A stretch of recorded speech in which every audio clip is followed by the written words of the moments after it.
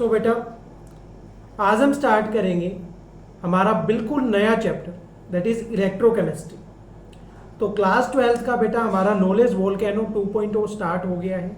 Knowledge volcano 2.0 के अंदर जो सबसे पहला चैप्टर हमने चुना है that is your chapter number 2 electrochemistry according to new NCERT. तो इलेक्ट्रोकेमिस्ट्री को हम by line to line cover करेंगे। एंड जैसा कि आपको मैंने पहले भी बताया था क्लास 11th के अंदर हमने एक चैप्टर किया था रिडॉक्स। तो इस चैप्टर का बेटा यहाँ पे बहुत यूज़ होने वाला है। जैसा कि मैंने आपको पहले बताता आया हूँ कि रिडॉक्स जो है क्लास 11th में हमने एक बार अच्छे से कवर कर लिया तो इलेक्ट्रोकेमिस्ट्री के कॉन्सेप्ट्स में हमें प्रॉब्लम नहीं आएगी। तो स्टार्ट करते हैं हमारे लेक्चर को। स्टार्ट करेंगे बेटा इंट्रोडक्शन से। तो इंट्रोडक्शन के अंदर आप सभी ने इस सेल को बहुत बार देखा होगा। ये जो सेल्स हैं ये आप काफ़ी बार यूज़ कर चुके हैं। आप दुकान पे जाते हो, जब भी आपके एसी का या फिर किसी भी एलईडी टीवी का किसी का भी सेल खत्म हो जाता है, सेल खत्म हो जाता है। यहाँ पे मैंने एक टर्म यूज़ करी बेटा, क्या? सेल खत्म हो जाता है। तो सेल खत्म होने का मतलब क्या होता है? What do you mean by cell खत्म हो जाता है? तो ये सेल है, आपने बैटरी के आपने किसी भी रिमोट वगैरह के अंदर डाल रखा है और कभी कभी क्या होता है बेटा एकदम से कुछ चलना बंद हो जाता है तो हम इसके ऊपर एकदम से स्ट्राइक भी करते हैं ताकि ये चलना स्टार्ट हो जाए। वो क्यों करते हैं? तो इन सभी फेनोमिनास को एक्सप्लेन करने वाला चैप्टर जो है बेटा आपका वो है इलेक्ट्रोकेमिस्ट्री। आपको जानकर बहुत ज़्यादा हैरानी होगी या फिर कुछ बच्चों को पता भी होगा कि इस सेल के अंदर केमिकल स्टोर होते हैं। क्या सर केमिकल्स? हमने तो हिला के देखा, आवाज़ तो कभी नहीं आई। नहीं बेटा, ऐसे लिक्विड वाले केमिकल्स प्रेजेंट नहीं होते हैं, होते तो लिक्विड वाले ही हैं लेकिन सुपर कूल्ड लिक्विड्स होते हैं। तो ये जो केमिकल्स प्रेजेंट होते हैं ये रिएक्शन करते हैं एंड इस रिएक्शन के दौरान ये जो केमिकल होते हैं इलेक्ट्रिसिटी के अंदर जो केमिकल एनर्जी है आपकी वो केमिकल एनर्जी इलेक्ट्रिकल एनर्जी के अंदर कन्वर्ट होती है। और ये जो केमिकल एनर्जी इलेक्ट्रिकल एनर्जी में कन्वर्ट हो रही है इसी फेनोमिना को हम क्या बोलते हैं बेटा? Electrochemistry. Electrochemistry refers to the conversion of chemical energy to electrical energy and vice versa. Electrochemistry का मतलब क्या है सर? जो केमिकल एनर्जी है वो इलेक्ट्रिकल एनर्जी में कन्वर्ट हो रही है और जो इलेक्ट्रिकल एनर्जी केमिकल एनर्जी में कन्वर्ट हो रही हो। क्या बोला सर आपने? हाँ जी बेटा, इलेक्ट्रिकल एनर्जी जो है इसे हम केमिकल एनर्जी के अंदर भी कन्वर्ट कर सकते हैं। This is also a phenomena which we will study in electrochemistry. And chemical energy को तो इलेक्ट्रिकल एनर्जी में कन्वर्ट करेंगे ही बेटा। तो इलेक्ट्रोकेमिस्ट्री क्या होती है sir? It is a branch in which the conversion of electrical energy to electrical energy to chemical energy and chemical energy to electrical energy takes place. This is known as electrochemistry. तो ज़्यादा इतना बड़ा hype वाला concept नहीं है बेटा, बिल्कुल आसान सा कॉन्सेप्ट है। आसान से इसके अंदर टर्मिनोलॉजीज हैं जो हम पहले कवर कर चुके हैं। उन्हीं टर्मिनोलॉजीज को आज हमें पढ़ना है हमारे इंट्रोडक्शन वाले लेक्चर के अंदर and then we will start our new topic on our next lecture. तो नेक्स्ट जो है बेटा वो है it is basically the study of production of electricity from energy. Basically क्या होता है बेटा? ये स्टडी है हमारे पास किसकी? प्रोडक्शन ऑफ इलेक्ट्रिसिटी की। कि इलेक्ट्रिसिटी हम क्या करेंगे सर? प्रोड्यूस करेंगे। आप सभी को पता है किससे प्रोड्यूस करेंगे सर? उस एनर्जी जिससे जो रिलीज हुई है during the spontaneous reaction and use of electrical energy to bring about non spontaneous chemical transformation. बहुत भारी वर्ड्स हैं सर ये तो। चलो एक एक करके पढ़ते हैं बेटा टुकड़ों के अंदर। कि सबसे पहले तो क्या है sir? Study of production of electricity. कि बेसिकली ये क्या है? एक ऐसी स्टडी है जिसके अंदर हम इलेक्ट्रिसिटी की प्रोडक्शन के बारे में जानते हैं। जो कहाँ से प्रोड्यूस होती है बेटा? उस एनर्जी से जो एनर्जी रिलीज हुई है। कैसे रिलीज हुई है सर? स्पॉन्टेनियस रिएक्शन के दौरान। यहाँ पे एक वर्ड आ गया सर, क्या वर्ड आ गया? Spontaneous reaction. तो ये जो स्पॉन्टेनियस रिएक्शन है आप सभी को पता है स्पॉन्टेनियस। एक बार के लिए इसको रख लेते हैं और आगे वाले टॉपिक्स को देख लेते हैं। तो spontaneous reaction and use of electrical energy to bring about non spontaneous chemical transformation. कि स्पॉन्टेनियस ट्रांसफॉर्मेशन है तो डायरेक्टली एनर्जी आ जाएगी, लेकिन अगर नॉन स्पॉन्टेनियस केमिकल ट्रांसफॉर्मेशन है तो उससे हम इलेक्ट्रिकल एनर्जी को कन्वर्ट करेंगे and that is also a type of electrochemistry. कि क्या तो स्पॉन्टेनियस रिएक्शन होगी या नॉन स्पॉन्टेनियस रिएक्शन होगी, दोनों से हम क्या बनाएंगे बेटा, इलेक्ट्रिकल एनर्जी बनाएंगे, and this is known as electrochemistry. तो ध्यान से देखिए, सबसे पहले spontaneous and non spontaneous processes के बारे में पढ़ लेते हैं। तो spontaneous and non spontaneous processes क्या होती हैं बेटे? A spontaneous chemical reaction is a reaction which happens on its own. Spontaneous chemical reaction वो केमिकल रिएक्शंस होती हैं जो अपने आप होती हैं। क्या सर, अपने आप कैसे होती हैं? बिल्कुल बेटा, अपने आप। आपने देखा होगा कोई भी स्पॉन्टेनियस रिएक्शन है, जैसे आपने सनलाइट का एग्जांपल ले लेते हैं। तो आपके पास क्या है बेटा, आपने कोई भी सब्सटेंस है, लिक्विड सब्सटेंस है, उसको अगर हम सनलाइट में लेके आते हैं और उसका बॉइलिंग पॉइंट जो है वो ज़्यादा नहीं है, तो वो अपने आप किस में कन्वर्ट हो जाता है? वेपर्स में कन्वर्ट हो जाता है सर। तो कोई भी प्रोसेस मतलब अपने आप हो रही है, उसके अंदर हम कोई चेंज नहीं लेके आ रहे हैं, कोई कैटलिस्ट नहीं डाल रहे हैं, किसी भी टाइप का कोई भी एफर्ट हमारे द्वारा नहीं लगाया जा रहा है, वो प्रोसेस अपने आप हो जा रही है। तो अगर प्रोसेस अपने आप हो जा रही है तो उसे हम क्या बोलेंगे बेटा? स्पॉन्टेनियस रिएक्शन बोलेंगे। और अगर रिएक्शन अपने आप नहीं हो रही है तो उसे क्या बोलेंगे सर? ऑब्वियस सी बात है सर, नॉन स्पॉन्टेनियस बोलेंगे।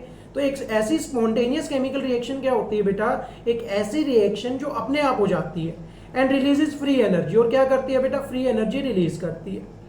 This reaction produces electrical energy from chemical reaction. और रिएक्शन जो है बेटा, आप सभी को पता है, इलेक्ट्रिकल एनर्जी प्रोड्यूस करेगी। कौन सी रिएक्शन से सर? केमिकल रिएक्शन से। एंड केमिकल एनर्जी से क्या बना रहे हैं बेटा? इलेक्ट्रिकल एनर्जी बना रहे हैं। केमिकल एनर्जी से इलेक्ट्रिकल एनर्जी बनाना, that is known as electrochemistry. अभी तो पढ़ के आए हैं। कहाँ पढ़ के आए सर? ये रहा कि केमिकल एनर्जी से हम क्या बनाएंगे बेटे? इलेक्ट्रिकल एनर्जी बनाएंगे। अभी कौन सी प्रोसेस का पढ़ा है? स्पॉन्टेनियस का। एक और है सर, कौन सा है? नॉन स्पॉन्टेनियस का। तो नॉन स्पॉन्टेनियस भी पढ़ लेते हैं। अच्छा, एग्जाम्पल देखें आपके स्पॉन्टेनियस के, तो बर्निंग ऑफ कोल हो गया। कोल की जो बर्निंग होती है वो अपने आप होती है। रस्टिंग ऑफ आयरन हो गया। आप आयरन को बाहर छोड़ दो, बाहर छोड़ोगे तो क्या हो जाएगा? मछली तो है नहीं, मर जाएगी। बस ये है, उसके ऊपर क्या लग जाएगा? रस्ट लगना स्टार्ट हो जाएगा, ऑक्सीजन की लेयर जमना स्टार्ट हो जाएगी, ऑक्साइड आना स्टार्ट हो जाएगा। And melting of ice, ice जो होती है बेटा उसको बाहर रख दो, अपने आप मेल्ट हो जाएगी। हम तो कुछ नहीं कर रहे ना। अरे सर हमने ही तो बाहर रखा है। नहीं, वो अलग चीज़ है बेटा, हमने बाहर रखा है लेकिन हम उसके ऊपर कोई एफर्ट नहीं लगा रहे हैं कि हमने, हाँ हम एफर्ट लगाए जा रहे हैं ताकि मेल्ट हो जा, मेल्ट हो जा, मेल्ट हो जा, ऐसा नहीं है, वो अपने आप मेल्ट हो जा रही है। उसके बाद बेटा बात करें on the other hand, non spontaneous reaction occurs by providing N external source. अगर आप एक्सटर्नल सोर्स प्रोवाइड कर दोगे तो वो रिएक्शन कैसी हो जाएगी बेटा? नॉन स्पॉन्टेनियस हो जाएगी। एंड नॉन स्पॉन्टेनियस रिएक्शन जो होती है वो एक्सटर्नल सोर्स से ही अकर होती है, जैसे कि इलेक्ट्रिसिटी हो गया। अब क्या हो रहा है, ध्यान से सुनना। आपको केमिकल एनर्जी से क्या कन्वर्ट करना है? इलेक्ट्रिकल एनर्जी कन्वर्ट करनी है। अब केमिकल एनर्जी से इलेक्ट्रिकल एनर्जी कन्वर्ट करने के लिए भी आप किसका यूज कर रहे हो? इलेक्ट्रिसिटी का यूज कर रहे हो। तो electricity is an external source. अगर आपने उसको यूज किया तो रिएक्शन नॉन स्पॉन्टेनियस हो जाएगी, और नॉन स्पॉन्टेनियस रिएक्शन से हम क्या बना लेंगे? वापस इलेक्ट्रिसिटी बना लेंगे। ये क्या मतलब हुआ सर? आपके पास एक केमिकल है, इस केमिकल को हमने इलेक्ट्रिसिटी दे दी और इलेक्ट्रिकल एनर्जी ही निकाल ली, तो हम तो इसी का यूज कर लेते। जी नहीं बेटा, हमें क्या करना है? इन केमिकल्स को भी तो कन्वर्ट करना है ना। तो इन केमिकल्स को कन्वर्ट करने के लिए हम some amount of electrical energy को यूज करते हैं, इलेक्ट्रिसिटी को यूज करते हैं as an external source, and electrical energy को प्रोड्यूस करते हैं with the help of that. And ये जो प्रोसेस है आपका केमिकल टू इलेक्ट्रिकल एनर्जी, क्या बोलते हैं इसको? जल्दी से कमेंट में लिख के बता दीजिएगा। Then we have for example hydrolysis of water. जैसे कि हाइड्रोलिसिस ऑफ वाटर है। हाइड्रोलिसिस ऑफ वाटर क्या होता है बेटा? तो हाइड्रोलिसिस हो गया या फिर डिहाइड्रेशन हो गया, ये प्रोसेसेस हम कई बार कर चुके हैं। ऑर्गेनिक के अंदर तो बहुत ही बार किया है hydrolysis, halogenation, dehalogenation, dehydration and much more. तो हाइड्रोलिसिस ऑफ वाटर जो है बेटा वो हमें एक्सटर्नल सोर्स प्रोवाइड करना पड़ता है तभी होता है, इसलिए नॉन स्पॉन्टेनियस रिएक्शन है, जिसके अंदर आयंस के अंदर ब्रेक डाउन कर लेंगे वाटर को। वाटर कौन कौन से आयंस में ब्रेक डाउन हो जाएगा? H positive and OH negative. अब आपके पास प्यारे प्यारे आयंस आ गए हैं। ये आयंस क्या करेंगे सर? ये आयंस मूवमेंट करेंगे, एंड अगर मूवमेंट हुई तो आप सभी को पता है मूवमेंट ऑफ चार्ज की वजह से क्या प्रोड्यूस होता है सर? करंट प्रोड्यूस होता है। तो इलेक्ट्रिसिटी क्या हो जाएगी बेटा? डेवलप हो जाएगी। So that's all about that electrochemistry. तो स्पॉन्टेनियस एंड नॉन स्पॉन्टेनियस तो समझ में आ गया सर, इलेक्ट्रोकेमिस्ट्री भी समझ में आ गया, आगे क्या कराओगे फिर? तो आगे जो है बेटा नेक्स्ट जो टॉपिक रहेगा हमारा वो रहेगा पर्पस ऑफ इलेक्ट्रोकेमिस्ट्री, कि सर इलेक्ट्रोकेमिस्ट्री कहाँ कहाँ यूज होती है ये तो बता दो, क्या क्या पर्पस है इसका। तो पर्पस ऑफ इलेक्ट्रोकेमिस्ट्री के अंदर क्या है, production of metals and chemicals. ये जो मेटल्स होते हैं, बहुत से मेटल्स और केमिकल्स की प्रोडक्शन जो होती है वो कौन करता है सर, इलेक्ट्रोकेमिस्ट्री की हेल्प से करते हैं। कैसे, वो आगे पढ़ेंगे। आपके बहुत से टॉपिक्स ऐसे हैं, बीच बीच में ऐसे टॉपिक्स आएंगे जिसके अंदर हम थोड़ी सी वाइड नॉलेज लेके जाएंगे एंड पढ़ेंगे कि किस तरीके से बहुत इंटरेस्टिंग फेनोमिना जो है वो हो रहे हैं और किस तरीके से हम उनको स्टडी करेंगे, बहुत मजा आने वाला है। तो ध्यान से सुनते रहिएगा। ये सबसे पहला पर्पस है इलेक्ट्रोकेमिस्ट्री का, कि मेटल्स और केमिकल्स की प्रोडक्शन करते हैं, जैसे कि सोडियम हाइड्रोक्साइड हो गया, क्लोरीन हो गया, फ्लोरीन हो गया, और भी बहुत से केमिकल्स हैं जिसके हम क्या करते हैं बेटा, प्रोडक्शन करते हैं। किसकी हेल्प से सर, इलेक्ट्रोकेमिस्ट्री की हेल्प से।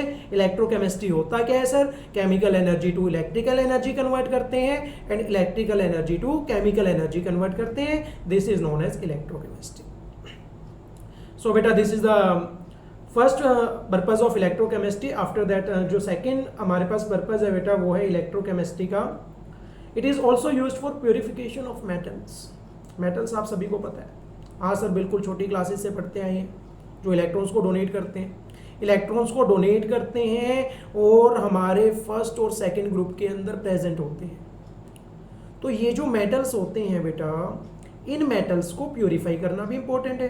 प्यूरिफाई क्यों करते हैं सर, क्योंकि आपके पास कोई मेटल है तो वो मेटल इतना शक्तिशाली तो है नहीं कि कोई लेयर उसके ऊपर आके चिपक ना जाए। अगर चिपक गई तो वो और बन जाएगा। अब और बन जाएगा तो हमें तो सर मेटल चाहिए था, मेटल चाहिए था तो मेटल को प्यूरिफाई करना पड़ेगा। और अगर आपको मेटल की प्यूरिफिकेशन करनी है तो आप किसकी हेल्प लोगे, बिल्कुल सर इलेक्ट्रोकेमिस्ट्री की हेल्प लेंगे। तो that is the second purpose of electrochemistry. After that third purpose जो है बेटा इलेक्ट्रोकेमिस्ट्री का वो क्या है, the process is used in batteries. बहुत इंपॉर्टेंट टर्म है, मेनली हमें इसी के बारे में पढ़ना है बेटा। जो आपकी प्राइमरी बैटरी होगी, सेकेंडरी बैटरी होगी, फोन की बैटरी हो गई या फिर कोई भी बैटरी होगी, कोई भी सेल हो गया, ये किस तरीके से इनके अंदर केमिकल स्टोर होते हैं और किस तरीके से वर्क करते हैं, यही जो फेनोमिना है हमें इलेक्ट्रोकेमिस्ट्री के अंदर पढ़ना है। कि जो भी आपकी बैटरीज होगी, ये कार की बैटरी देखी होगी आपने, फोन के अंदर जो बैटरी डलती है वो भी देखी होगी, तो किस फेनोमिना के ऊपर ये वर्क करते हैं, दैट इज इलेक्ट्रोकेमिस्ट्री। एंड इसी फेनोमिना की हेल्प से हम जो है बेटा इन बैटरीज की फॉर्मेशन करते हैं। तो the process is used in batteries as well as fuel cells. Fuel cells भी होते हैं बेटा, फ्यूल सेल्स के बारे में भी डिस्कस करेंगे। Which converts the chemical energy into electrical energy, जो केमिकल एनर्जी को किसमें कन्वर्ट कर रहे हैं, इलेक्ट्रिकल एनर्जी के अंदर। And this is known as electrochemistry. बार बार आ रहा है sir, chemical energy into electrical energy. And is used in several instruments and devices. तो फ्यूल सेल हो गया, बैटरी हो गया, बहुत से ऐसे इंस्ट्रूमेंट्स एंड डिवाइसेस हैं जिसके अंदर इलेक्ट्रोकेमिस्ट्री का यूज हो। तो सबसे पहला तो हमने क्या पढ़ा बेटे, सबसे पहला क्या पढ़ा जल्दी से बताइए। सबसे पहला क्या पढ़ा हमने कि बहुत से मेटल्स एंड केमिकल्स की फॉर्मेशन के लिए यूज किया जाता है। सेकंड हमने क्या पढ़ा बेटा, सेकंड हमने बैटरीज का पढ़ा और इंस्ट्रूमेंट्स का पढ़ा, फ्यूल सेल्स के बारे में पढ़ा, प्यूरिफिकेशन ऑफ मेटल्स के बारे में पढ़ा। ये सब क्या है बेटा, पर्पस है किसके सर, इलेक्ट्रोकेमिस्ट्री के। तो इसके बाद बेटा जो हमारा नेक्स्ट पर्पस है, अच्छा this process is used in electroplating. इस प्रोसेस को इलेक्ट्रोप्लेटिंग के अंदर भी यूज किया जाता है। कि कई बार क्या होता है कि मान लो आपके पास कोई मेटल है, उस मेटल के ऊपर हम क्या लगाते हैं, प्लेटिंग करते हैं। जैसे कि आपने जिंक की देखी होगी, जाली वाला एग्जांपल आपने सभी ने पढ़ा होगा 10th क्लास के अंदर की, जो आपकी लो वाली जालियां होती हैं। जैसे आप फुटबॉल मैच देखने गए हो, आजकल आईपीएल चल रहा है, तो आईपीएल के अंदर क्या होता है बेटा, जाली होती है कि जालियों को ऐसे ऐसे रखते हैं, वो खींचते हैं, या फिर जेल के अंदर होती हैं, तो उन सभी के ऊपर क्या करी जाती है, इलेक्ट्रोप्लेटिंग करी जाती है। इसको भी हम अच्छे से पढ़ेंगे, आगे आएगा इलेक्ट्रोप्लेटिंग फिर से। Then we have next purpose of electrochemistry, the reactions carried out using the process of electrochemistry are energy effective and less polluting। ये जो reactions हो रही हैं बेटा, कौन सी reactions, electrochemistry वाली reactions using the process of electrochemistry, electrochemistry को use करके are energy effective। ये क्या होती है बेटा, energy effective होती हैं and less polluting, pollution कम होगा, energy ज़्यादा मिलेगी, तो हमारे लिए तो useful है, हमारे लिए बिल्कुल useful है सर। तो that is the purpose of electrochemistry कि एनर्जी ज़्यादा मिलेगी और पॉल्यूशन कम होगा। Then we have the reactions क्या है, ये हम कर चुके हैं।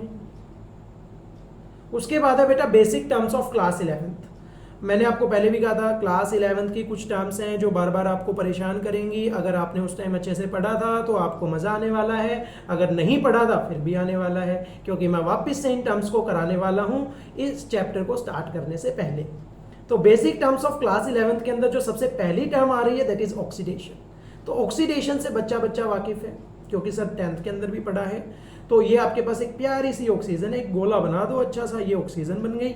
अगर ये ऑक्सीजन किसी सब्सटेंस के अंदर ऐड हो रही है तो addition of oxygen is known as addition oxidation. अच्छा सर, ऑक्सीडेशन इसे कहते हैं, तो रिमूवल ऑफ हाइड्रोजन को क्या कहते हैं? रिमूवल ऑफ हाइड्रोजन को भी क्या बोलते हैं बेटा? ऑक्सीडेशन बोलते हैं। थोड़े से कॉन्सेप्ट को और इलेबोरेट किया जाए तो ऑक्सीजन के ऊपर नेगेटिव चार्ज होता है, और नेगेटिव चार्ज वाले एलिमेंट्स को क्या बोला जाता है? Electronegative elements. अगर इलेक्ट्रोनेगेटिव एलिमेंट्स ऐड हो रहे हैं तो हमारे पास क्या होगा बेटा? ऑक्सीडेशन होगा। और अगर आपके पास हाइड्रोजन पे कौन सा चार्ज होता है सर? पॉजिटिव चार्ज होता है। पॉजिटिव चार्ज अगर होता है तो अगर इलेक्ट्रोपॉजिटिव एटम्स बाहर हो रहे होंगे तो उसे भी क्या बोलेंगे बेटा? ऑक्सीडेशन बोल देंगे। So that is the concept of oxidation. उसके बाद नेक्स्ट जो है बेटा आपके पास वो है रिडक्शन। रिडक्शन के अंदर क्या हो जाएगी बेटा? प्रोसेस रिवर्स हो जाएगी। रिवर्स कैसे हो जाएगी सर? एडिशन ऑफ ऑक्सीजन लिखा है ना ऊपर, नीचे क्या कर दो? Removal of oxygen. ऊपर रिमूवल ऑफ हाइड्रोजन लिखा है तो नीचे क्या लिख दो? Addition of hydrogen. ऊपर एडिशन ऑफ इलेक्ट्रोनेगेटिव तो यहाँ पे रिमूवल ऑफ इलेक्ट्रोनेगेटिव। ऊपर रिमूवल ऑफ इलेक्ट्रोपॉजिटिव तो यहाँ पे क्या कर देंगे sir? Addition of electropositive element. This is known as reduction and this is known as oxidation. अच्छा सर, ये कॉन्सेप्ट भी आ गया, ये कॉन्सेप्ट भी आ गया, और कुछ भी था क्या? थोड़ा थोड़ा धुंधला धुंधला याद आ रहा है कि सर एक और कॉन्सेप्ट था। तो एक और कॉन्सेप्ट क्या था बेटा? एक और कॉन्सेप्ट ये था कि अगर इलेक्ट्रॉन्स की टर्म्स में पूछ लिया जाए, तो इलेक्ट्रॉन्स की टर्म्स में अगर पूछ लिया जाए तो बहुत बढ़िया मंत्र दिया था बेटा आपको, याद कर लीजिए उस मंत्र को। क्या मंत्र था sir? That is loan. Loan sir कर्जा? नहीं बेटा, वो वाला लोन नहीं है। हालांकि ये लोन है तो इससे हमें ये याद रहता है कि कर्जा है सर, लोन है, तो लोन तो हमेशा नेगेटिव ही होता है, तो यहाँ पे क्या लेके चलेंगे? नेगेटिव लेके चलेंगे। तो एल का क्या मतलब होता है सर? एल का मतलब होता है बेटा लॉस ऑफ इलेक्ट्रॉन्स। अगर इलेक्ट्रॉन्स लॉस हो रहे हैं, अगर इलेक्ट्रॉन्स का लॉस हो रहा है, अगर इलेक्ट्रॉन्स निकल रहे हैं, अगर इलेक्ट्रॉन्स निकल रहे हैं तो कैसा चार्ज आएगा? इलेक्ट्रॉन्स अगर निकल रहे हैं तो कैसा चार्ज आएगा सर? पॉजिटिव चार्ज आएगा। तो मेटल्स जो होते हैं जिनके ऊपर पॉजिटिव चार्ज आता है, इलेक्ट्रॉन्स का लॉस होता है, उस प्रोसेस को हम क्या बोलते हैं? ऑक्सीडेशन। अच्छा सर, इसको अगर ऑक्सीडेशन बोलते हैं तो अगर किसी ने इलेक्ट्रॉन को गेन कर लिया तो अगर इलेक्ट्रॉन को गेन कर लेगा बेटा तो उसके ऊपर कौन सा चार्ज आ जाएगा? नेगेटिव चार्ज आ जाएगा। एंड इस प्रोसेस को हम क्या बोलेंगे? रिडक्शन। तो जल्दी से बताइए, loss of electron is known as loss of electron is known as loss of electron is known as loss of electron is known as oxidation and gain of electron is known as reduction। फिर से बोल रहा हूं, ध्यान से सुनिएगा, gain of electron is known as reduction। अगर electron add हो गया तो मतलब क्या हो गई सर? रिडक्शन हो गई। एंड अगर इलेक्ट्रॉन बाहर निकल गया तो इसका मतलब क्या हो गया? ऑक्सीडेशन हो गया। तो ऑक्सीडेशन एंड रिडक्शन तीन तरीके से हम पढ़ चुके हैं। एंड ये जो है बेटा आपका बहुत बार यूज होने वाला है सेल्स के अंदर, तो इसको अभी अच्छे तरीके से क्लियर कर लीजिए ताकि बाद में दिक्कत ना आए। उसके बाद नेक्स्ट जो टॉपिक है बेटे वो क्या है सर? तो नेक्स्ट टॉपिक है बेटा हमारे पास ऑक्सीडाइजिंग एजेंट। अरे बहुत दिक्कत रहती है sir oxidizing agent, oxidation oxidizing agent, तो दोनों एक दूसरे के क्या होते हैं बेटा? रिवर्स होती हैं। Oxidation and oxidizing agent are reverse of each other. कैसे सर? तो एजेंट कौन होता है बेटा? एजेंट कौन होता है? जो दूसरे का काम कराता है। और दूसरे का क्या काम कराता है? जो उसके सामने लिखा हुआ है। सामने क्या लिखा हुआ है? ऑक्सीडेशन। दैट मीन्स कोई ऐसा सब्सटेंस जो सामने वाले को या फिर जो उसके साथ में प्रेजेंट है, इस सब्सटेंस को क्या कर देगा? ऑक्सीडाइज कर देगा। दैट मीन्स यहाँ पे एक्सओ है, यहाँ पे क्या आ गया सर? एओ आ गया, और एक्स क्या हो गया? बाहर हो गया। तो इस सब्सटेंस को क्या मिल गई सर? ऑक्सीजन मिल गई। किसने प्रोवाइड करी सर? एक्सओ ने प्रोवाइड करी। तो अगर इसने ऑक्सीडेशन करवा दी तो ये क्या हो गया? एजेंट हो गया, जिसने क्या करवाई? Oxidation. Therefore this is known as oxidizing agent. And A की क्या हो रही है बेटा? ऑक्सीडेशन हो रही है। तो जिसकी ऑक्सीडेशन होती है दैट इज रिड्यूसिंग एजेंट। अरे सर ये क्या बोल दिया? अभी तक तो पहले वाला ही कवर नहीं हुआ, आप तो एक्स्ट्रा टर्म्स इंट्रोड्यूस कर रहे हो। तो ध्यान से देखो बेटा, इस ए बेचारे ने क्या किया, ऑक्सीजन छीन ली। किससे छीन ली सर, इस एक्सो से छीन ली। अगर इसने इससे ऑक्सीजन छीन ली तो ये बेचारा क्या हो गया, रिड्यूस हो गया। तो ये एक ऐसा एजेंट है जिसने सामने वाले से ऑक्सीजन छीन ली और उसको रिड्यूस कर दिया, तो इसे हम क्या बोलेंगे बेटा, रिड्यूसिंग एजेंट। तो कोई भी ऐसा एजेंट जो क्या कर रहा है, सामने वाले को रिड्यूस कर रहा है, दैट इज रिड्यूसिंग एजेंट। सामने वाले को ऑक्सीडाइज कर रहा है, that is known as oxidizing agent. तो बिल्कुल आसान सा, बिल्कुल आसान सा है कि सामने वाले को ऑक्सीडाइज कर दो, ऑक्सीडाइजिंग बन जाओगे, एंड सामने वाले को रिड्यूस कर दो, रिड्यूसिंग बन जाओगे, बस। तो रिड्यूसिंग एजेंट भी आपको समझ में आ गया होगा बेटे, that is also a terminology. Then we have redox reaction. तो रिडॉक्स रिएक्शन नहीं आता सर, रिडॉक्स रिएक्शन नहीं आता। रिडॉक्स रिएक्शन ही तो चैप्टर का नाम था जो नहीं आता। तो रिडॉक्स रिएक्शन क्या होता है बेटा, रिडॉक्स के अंदर प्यारे प्यारे दो वर्ड छुपे हैं, REDOX। OX का मतलब क्या होता है, ऑक्सीडेशन, एंड RED का मतलब क्या होता है, रिडक्शन। रिडक्शन और ऑक्सीडेशन अगर दोनों एक साथ हो रही हैं तो उसे हम क्या बोलते हैं, रिडॉक्स। कि कोई ऐसी प्रोसेस है, जैसे मैंने आपको अभी एग्जांपल दिया XO+A का, तो XO+A किस में कन्वर्ट हो गया, X+AO में कन्वर्ट हो गया। तो बेचारे X के ऊपर से ऑक्सीजन जा चुकी है, मतलब इसकी क्या हो रही है, रिडक्शन, एंड प्यारे से A के ऊपर ऑक्सीजन आ गई है, तो इसकी क्या हो गई है, ऑक्सीडेशन।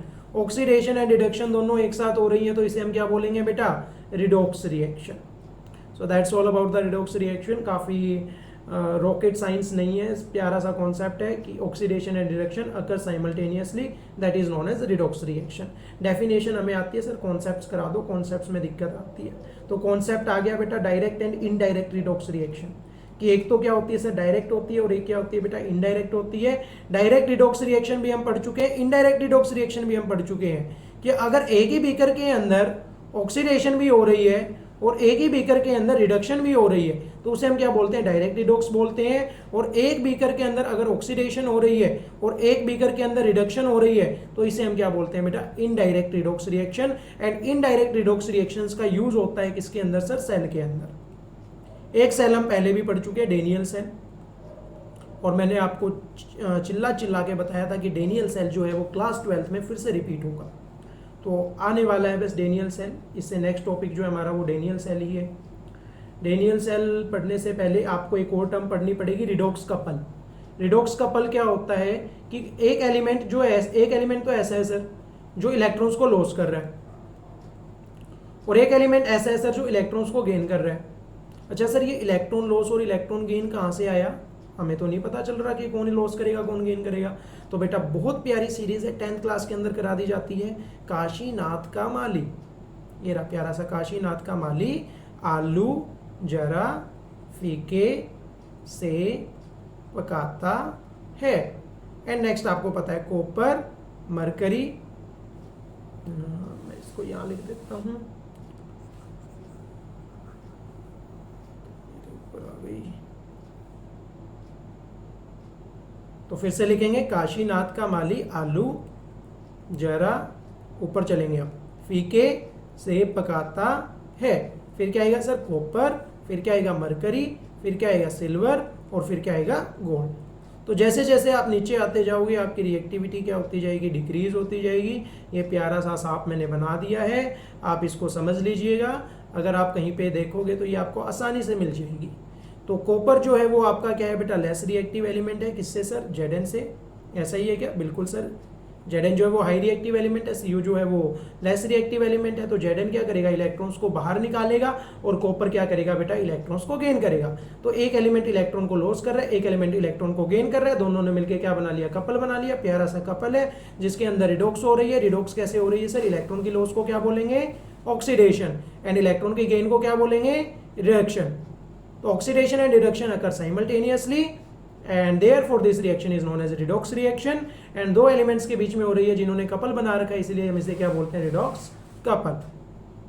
तो रिडॉक्स कपल के बाद बेटा जो हमारा नेक्स्ट टॉपिक आ रहा है that is Daniell cell. And Daniell cell मैंने आपको बहुत बार बता चुका हूं कि वापस से आने वाला है, तो कल हम इस डेनियल सेल को अच्छे से कवर करेंगे। उससे पहले आपका छोटा सा होमवर्क है कि इस डेनियल सेल की अच्छे से रिवीजन करके आनी है, रिवाइज डेनियल सेल। एंड बात करें बेटा, आज हमने जो टॉपिक्स कवर किए हैं, आज सबसे पहले कौन सा टॉपिक करा, इलेक्ट्रोकेमिस्ट्री। सेकंड जो टॉपिक हमने कवर किया बेटा, सेकंड टॉपिक कौन सा कवर किया है? सेकंड टॉपिक सर हमने कवर किया है spontaneous and non spontaneous reaction. And third जो टॉपिक हमने कवर किया है बेटा, थर्ड टॉपिक हमने कवर किया है पर्पस ऑफ इलेक्ट्रोकेमिस्ट्री। एंड चौथे नंबर पे हमने क्या पढ़ा सर? चौथे नंबर पे हमने बेसिक टर्मिनोलॉजीज पढ़ी जो हमारी क्लास 11th की थी एंड क्लास 12th के अंदर इस चैप्टर के अंदर वापस से यूज होने वाली है। एंड इसके बाद हम बात करें बेटा, इसके बाद हम क्या बात करेंगे कि ये जो आपका लेक्चर हमने लिया है, ये लेक्चर जो है ख़त्म नहीं हुआ है।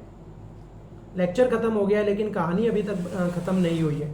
कहानी अभी बाकी है और बहुत मज़ेदार कहानी है। एक एक करके हम इसके सारे चैप्टर्स को अच्छे से कवर करते जाएंगे, सारे टॉपिक्स को पढ़ डालेंगे विद इंटरेस्ट। तो आपके सिंपल सी गुजारिश है आपसे, like, comment, share and subscribe, 4 चीज़ें हैं, फटाफट से इनको कर दीजिए। बहुत ज़्यादा टाइम नहीं लगेगा इसके अंदर, 1 मिनट का टाइम लगेगा। 1 मिनट इसको फटाफट से दे दीजिए एंड हम मिलते हैं हमारे नेक्स्ट लेक्चर के अंदर। That's all for today's lecture. अच्छे से नोट्स बनाते रहिए बेटा एंड जो क्वेश्चंस हैं उनको लगाते रहिए एंड थैंक यू फॉर